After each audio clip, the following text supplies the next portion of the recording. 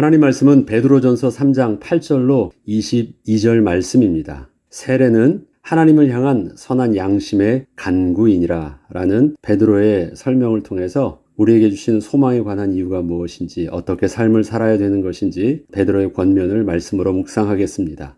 오늘의 본문은 베드로 사도가 세례의 영적 의미를 설명하므로 하나님을 향한 선한 양심은 어떠한 것이며 또한 어떻게 선한 양심을 가지고 살아야 하는 것인지를 가르쳐주고 있습니다. 베드로전서 3장 21절에는 물은 예수 그리스도께서 부활하심으로 말미암아 이제 너희를 구원하는 표니 곧 세례라. 이는 육체의 더러운 것을 제하여 버림이 아니요 하나님을 향한 선한 양심의 간군이라. 베드로 사도는 물로 세례를 받는 것에 대하여 물은 단지 육체의 더러운 것을 제하여 버림이 아니요 하나님을 향한 선한 양심의 간구라고 정의하고 있습니다. 이것은 세례에서 사용하고 있는 물의 의미는 구약시대 율법에서 말하는 정결케 하는 예식의 용도로서의 그 물을 말하는 것이 아니라는 것이었습니다. 신약의 세례는 구약의 정결 예식과는 근본적으로 다른 것임을 말하는 것이었습니다.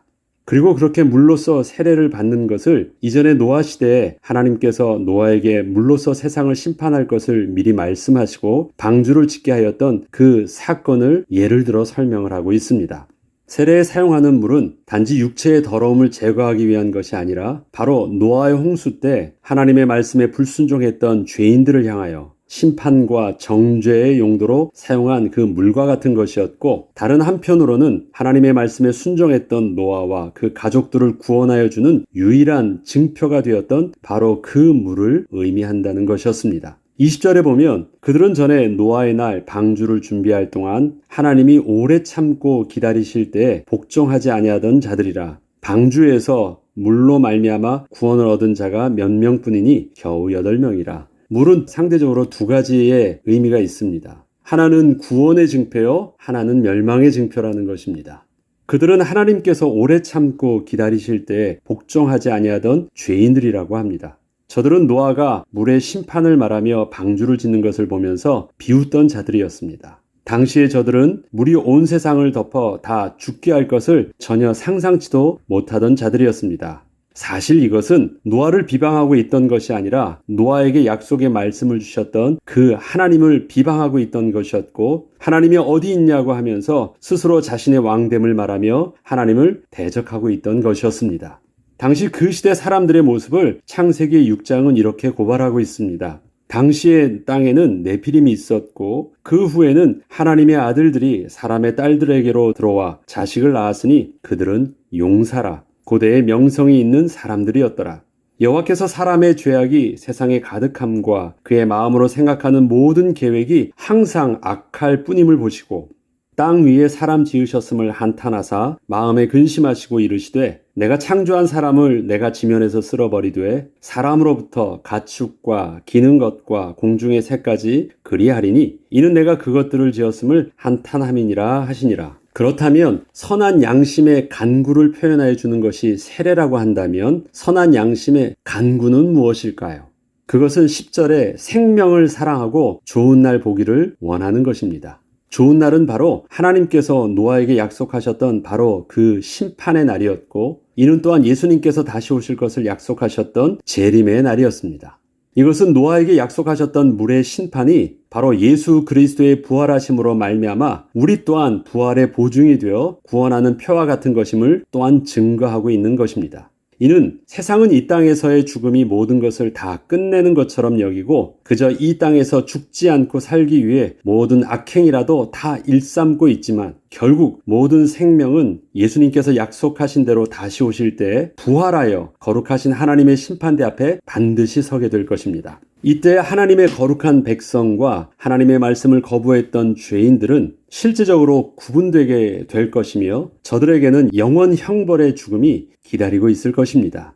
이처럼 예수 그리스도의 부활은 선한 양심을 가지고 생명을 사랑하며 좋은 날 보기를 원함으로 이 땅에서 의를 위하여 고난을 받고 있었던 하나님의 백성에게는 구원의 증표가 될 것이었지만 하나님의 약속의 말씀을 거부하고 예수 그리스도의 십자가를 비웃던 자들에게는 심판의 증표가 될 것입니다. 그리고 선한 양심을 가지라는 것을 좀 더 구체적으로 설명을 하자면 세상 사람들은 자신의 생명을 사랑함으로 자기가 살기 위해서 남을 죽입니다.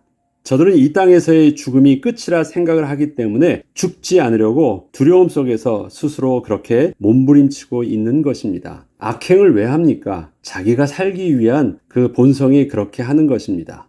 다시 말해서 저들의 악행의 가장 근원에는 죽음에 대한 두려움이 있는 것입니다.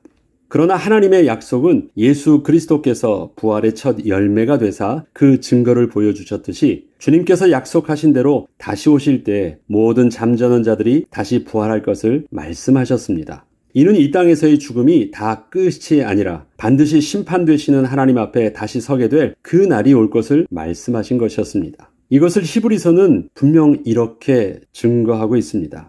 한 번 죽는 것은 사람에게 정하신 것이요 그 후에는 심판이 있으리니. 이 말은 무엇입니까? 죽는 것이 다 끝이 아니라는 것입니다. 그 후에 다시 부활하여 하나님 앞에 서게 된다라는 것입니다. 죽는 것으로 끝난다라면 심판이란 개념이 없죠. 그러니까 이 땅에 사는 동안 그냥 내 마음대로 살면 됩니다. 그러나 죽는 것은 정하신 것이라 죄에 대한 그 저주의 죽음이 있지만 다시 부활하여 하나님 앞에 진짜 서게 될 것입니다. 그때 정확한 생명과 형벌의 사망이 있는 것입니다. 이 때문에 정말 생명을 사랑한다면 하나님 앞에 서게 될 그날을 생각하며 생명을 사랑하고 좋은 날 보기를 원하는 그 선한 양심을 가지라고 하는 것입니다. 우리에게 만약 예수님의 부활이 없었다면 다시 오실 주님의 약속도 헛된 것이었을 것입니다. 그러나 주님께서 부활하심으로 우리의 부활을 증명하여 주신 것이 사실이라면 우리는 반드시 거룩하신 하나님 앞에 서게 될 것입니다. 때문에 우리는 이 땅에서의 삶을 마치 하나님 앞에서 하나님을 대면하듯 그렇게 거룩하고 진지하게 살 수밖에 없는 것입니다. 그 내용을 이렇게 베드로 사도는 권면하고 있습니다. 마지막으로 말하노니 너희가 다 마음을 같이하여 동정하며 형제를 사랑하며 불쌍히 여기며 겸손하며 악을 악으로 욕을 욕으로 갚지 말고 도리어 복을 빌라. 이를 위하여 너희가 부르심을 받았으니 이는 복을 이어받게 하려 하심이라. 그러므로 생명을 사랑하고 좋은 날 보기를 원하는 자는 혀를 금하여 악한 말을 그치며 그 입술로 거짓을 말하지 말고 악에서 떠나 선을 행하고 화평을 구하며 그것을 따르라. 주의 눈은 의인을 향하시고 그의 귀는 의인의 간구에 기울이시되 주의 얼굴은 악행하는 자들을 대하시느니라 하였느니라. 하나님 앞에 쓸 것이잖아요. 그것이 사실이라면 우리가 이 땅에서 어떻게 함부로 살 수 있겠습니까?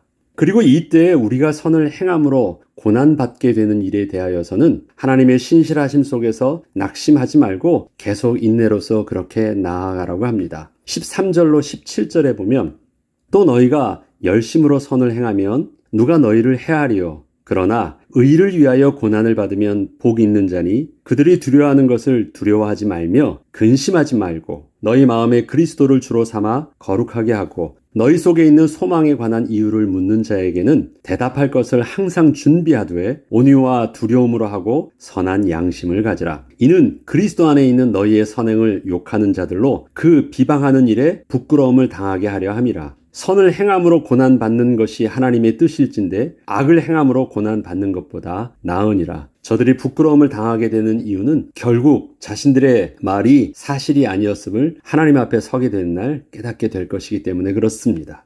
앞서 말씀드렸듯이 세상이 두려워하는 것은 이 땅에서의 죽음입니다. 그러나 우리가 두려워하는 것은 이 땅에서의 죽음이 아니라 부활하여 거룩하신 하나님 앞에 다시 서는 것입니다. 이 때문에 세상은 우리에게 이렇게 물을 것입니다. 이 땅에서 죽으면 다 끝날 것인데 왜 그렇게 미련하게 사느냐고 물을 것입니다.